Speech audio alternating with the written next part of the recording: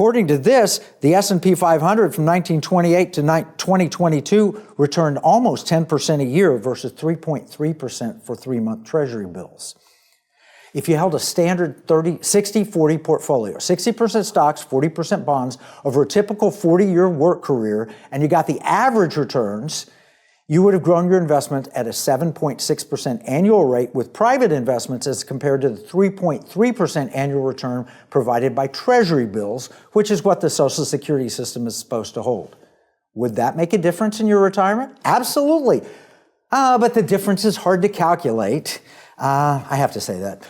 But let's simplify the terms and admit there are a lot of factors at play, including stocks and bonds can be risky. T-bills are considered the safest of assets, but if calculated out, you get 2.9 times as much ending value from a private investment as you do from Social Security. Can you imagine if your Social Security checks would be nearly triple what they otherwise will be? This is the number 2 way you're being made poorer. The average Social Security check is a little less than $1,800 a month. And if you tripled that, you'd have over $5,000 a month. And that's roughly in line with the average American earnings. In other words, workers would be able to retire at age 65 getting just as much as their average paycheck. And that's just Social Security. Now, the number 3 way you're being made poorer is health care costs. You probably already know that health insurance often drives prices higher, and you foot the bill. Remember the Affordable Care Act, aka Obamacare? Well, health costs have skyrocketed since it was enacted, taking an ever-increasing share of Americans' income. Just ask yourself, are you paying more or less for insurance? Have your deductibles gone up or down?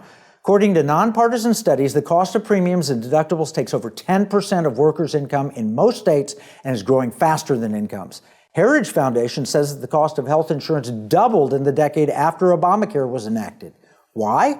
Red tape and mandates. Did you know the government sued a bunch of nuns because their health insurance didn't cover abortions? Never mind that abortion is against their faith. These nuns are celibate by vow. And the truth is that most medical procedures are cheaper if you pay cash rather than use insurance. Often, it's cheaper to pay cash for a service than even to pay the deductible. Really?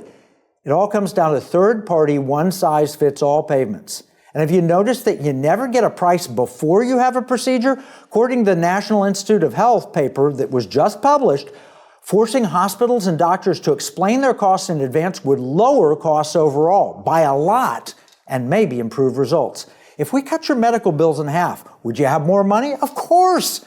That's why our present healthcare system is making you poorer. We need transparency and free market competition. As things stand now, excessive healthcare costs are the leading cause of bankruptcy for American families. Now, that's just 3 of our 10 things that are making you poorer. We're going to have to pick up the pace to cover all 10. Number 4 is obvious. It's inflation coming from unsound money. Just since 1971, the dollar's lost 90% of its purchasing power. Just since Biden became president, it's lost 20% according to official government data. You feel it every time you eat out, buy gas, groceries, or pay rent. In fact, prices are up more than 20% for the things you use most, and the increases are much greater than any raises you may have gotten. That's gasoline, eggs, airfare, baby food, electricity, all up over 20%.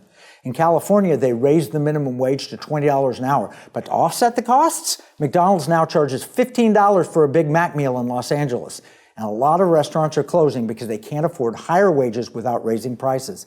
The iconic Arby's on Sunset Boulevard closed after 55 years for minimum wages.